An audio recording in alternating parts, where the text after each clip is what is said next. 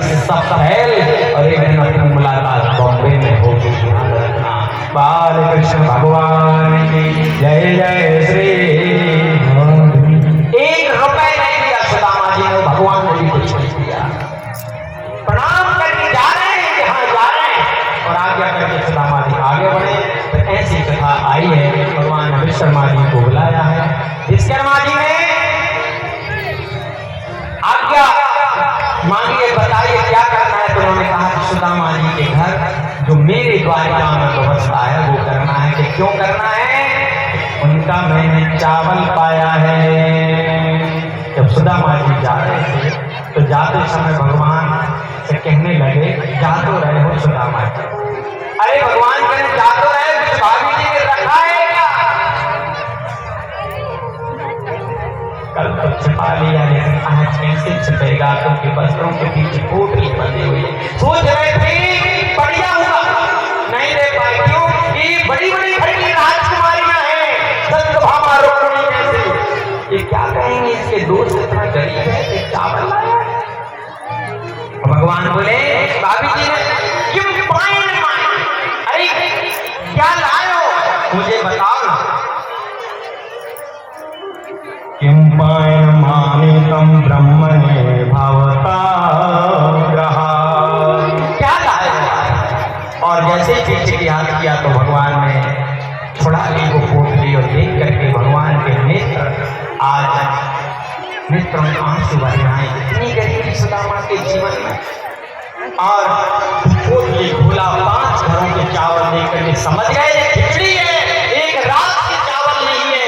मतलब सुदामा के घर में चावल भी नहीं है, साबुन। एक मुट्ठी भगवान ने पाया और जैसे ही एक मुट्ठी पाया कहा, मेरी द्वारिका के जितने भी सुख हैं, जो एक देवताओं के राजा इंद्र को सुख प्राप्त होते हैं, वो सुदामा जी को मिल जाए। दूसरी मुट्ठी चावल पाया, आज मृत्यु लोक के राजा को सुख प्राप्त होता है, वो सुदामा जी को मिल जाए। और तीसरी मुट्ठी चावल जैसे पाने लगे, रुक्मिणी जी ने हाथ पकड़ लिया, सुनो कच्चे चावल हैं, पेट खराब हो जाएगा। और एक तो बात ऊपर से अंदर से क्या कह रही है, ये इस ब्राह्मण पर तुम दया कर रहे हो? अरे इस ब्राह्मण ने आपकी छाती में लात मारी थी, इस कौमल छाती में भगो बन करके। इस ब्राह्मण पर दया कर रहे हो आप प्रभु, इसको राजा बना रहे हो।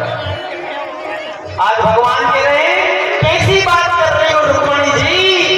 ये ब्राह्मण की वजह से आज द्वारिका की पटरानी हो आप। अगर वो ब्राह्मण कुंडनपुर से आपका पत्र नहीं लाता और हम पत्र नहीं पढ़ते तो आप द्वारिका की पटरानी नहीं होती, रुक्मिणी नहीं होती। शुक्रिया अदा करो इस माता, वो ब्राह्मण है देवी, इसे मत रोको। और तब रुक्मिणी जी ने कहा कि जलचर थलचर नवचर वायुचर चराचर जगत आपकी संतान है प्रभु, सब कुछ ऐसे ही दे दोगे तो मांगी क्या होगा, इसे दया करो प्रभु। तब भगवान चावल इसके पश्चात विश्वकर्मा जी को भेजा है सुंदर पोरबंदर ग्राम को नगर बनाने के लिए। तब जो है सुदामा जी की पत्नी से आकर तो हमसे लड़ेंगे कि तुम बड़े आदमी हो, हमारे अभी मित्रता भी टूट जाएगी, शत्रुता में बदल जाएगी, ईर्षा जलन द्वेष बैर ये सब रखने लगेंगे। इसलिए पहले इन्हें सुखी कर दो, इन्हें संबंध कर दो।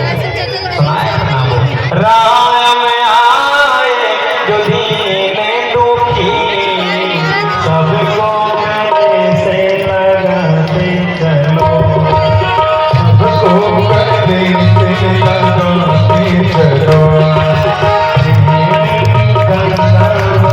जैसे पास आए सुदामा, तू इसको धर्मवान मेरा प्रसाद मान ले, और मेरा प्रसाद मान करके तू इसे भो, यही भजन कर।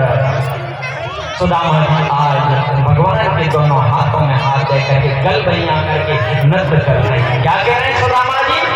इस भजन के बाद हम सीधे आज व्यास पूजन और आरती।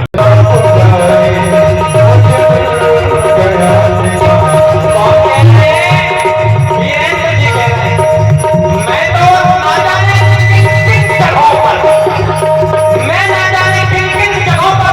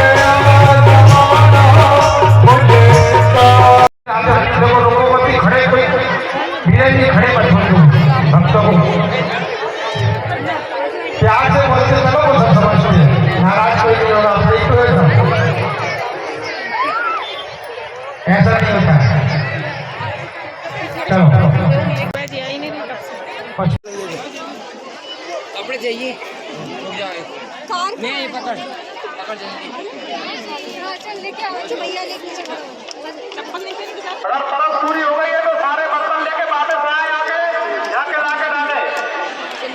हाँ, सारे बर्तन वापस हो जाएंगे तब माना जाएगा कि परस हो चुकी है। उधर लाके ना रखे, वापस लाके इनको यही डाले थे। सारे बर्तन वापस लेके आए, परस में डाले।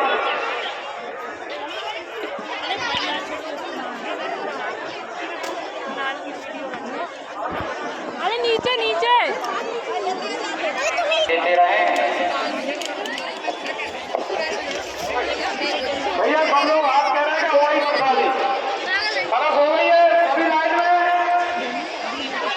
चलिए, बोलिए बोल बंद का अपने सर बोले रात की जय, बाबा साहब राम की जय। जो महिलाएं बैठ जाइए चटक से दो दूसरी पन्ना बैठ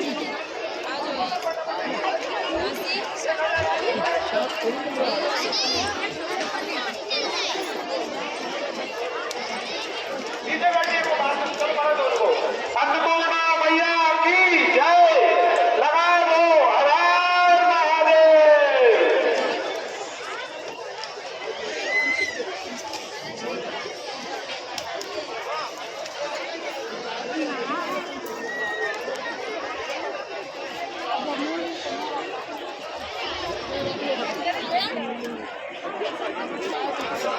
नारियल भी नहीं है